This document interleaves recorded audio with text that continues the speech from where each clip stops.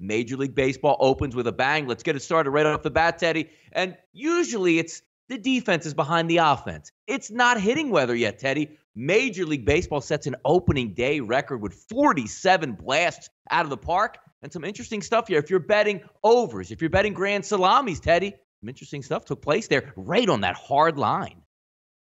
Yeah, exactly. Opening day and grand salami falls right in the middle. Of course, the grand salami, the total of all runs scored in all MLB games. It bounced between 123.5 and 124.5, closed 123.5, lands on 124 for the game after that 16-run late game as the Mariners knocked off the Red Sox. But not a great day for sportsbooks here in Las Vegas, I'll tell you that. You know, DeGrom under, and now 24-4 in the first 5 innings over his last 28 starts. The Yankees cover on the run line. The Astros, the Phillies, the Dodgers. You know, that Mariners win against the Red Sox probably saved books from a parlay disaster on opening day. But great day, you know. It's nothing better than daytime baseball, something that we have absolutely none of on Friday.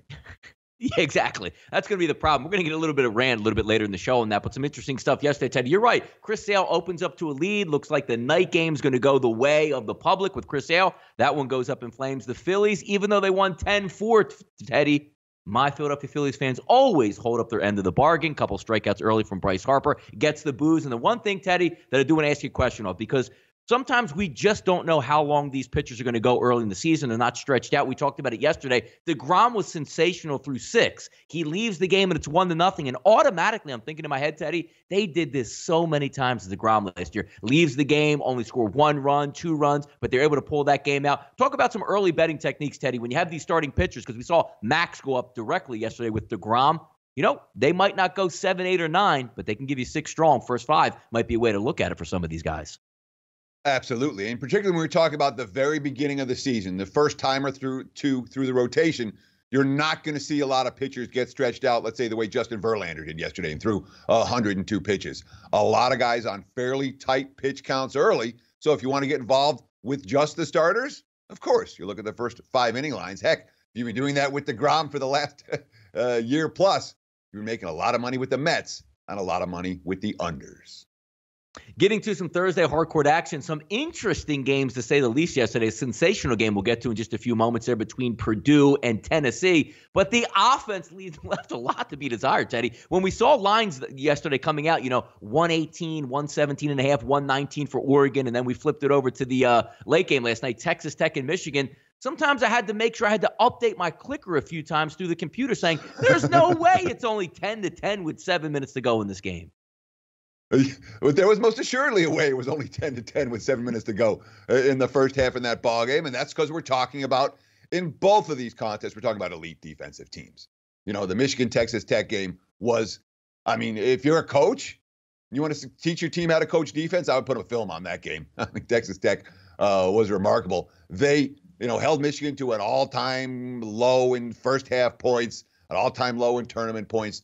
The Red Raiders defense is why they are Final Four/championship contenders going into the Elite Eight. And as for the other ugly game, Virginia and Oregon, when the Cavs aren't hitting shots, they're not pretty to watch in any way, shape, or form. However, defensively, they shut down Oregon down the stretch. The Ducks had a 4-point lead with 5.5 minutes left. Only scored 4 points the rest of the way. And that, my friends, this is what Virginia's defense is capable of doing.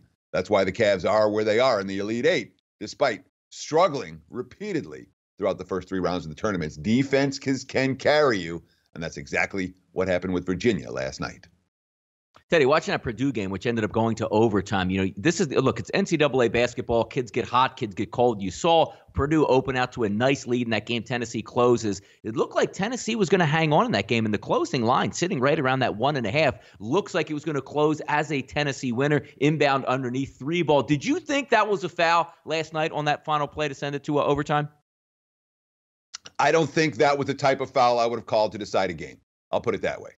That being said, the refs will blow whistles in the final minute. It's what they're trained to do. It's what they're used to doing, and it's what they did last night.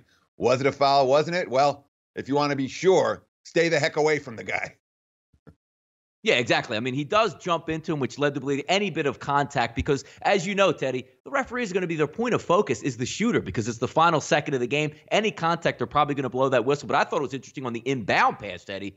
Should have taken over 5 seconds at that point, but Calamity down the stretch still had a chance in overtime. Purdue seals the victory in that game. Also, take a look at some of the other games last night. The Zags came out right away, Teddy. Looked like the better team from jump. Held Florida State at arm's length for most of the way. Got a little bit tedious there in the last, 4 to 5 minutes where Florida State closed within 4 points, but a late run by Gonzaga puts that game away 72-58. One thing I want to ask you about last night, Teddy, because we'll talk about it a little bit later in a little bit of a rant and rave, but looking at these games, especially on the East Coast, Oregon, obviously a West Coast team coming east. How about the late start for Virginia? I mean, tipping off, look, they're going to play games sometimes at 9 o'clock in the ACC, but this game tipped off at after 10:30. Taking a look at when you're betting some of these games, does that ever enter in your mind? Say, hey, look, Oregon's used to this. Their body clock should be fine, and maybe Virginia's a little bit later. Could that have maybe added into some of the woes for Virginia shooting? I'm not convinced that the start time had a ton to do with that for the Cavs. And look, Virginia's the type of team, what they missed? They missed like 14 out of 15 at one point in the first half when Oregon had, I'm not going to say taken control of the game, but when Oregon pulled out to a lead. But Virginia is the type of team that plays enough defense, that rebounds well enough to withstand a cold shooting stretch. When it comes to the NCAA tournament starting times, look, it is what it is. As a handicapper, you deal with it. As a bettor, you deal with it. As a fan, you deal with it. As a player, you deal with it. We are talking about 19, 20, 21-year-old kids. I think they can handle staying up past their bedtime every once in a while.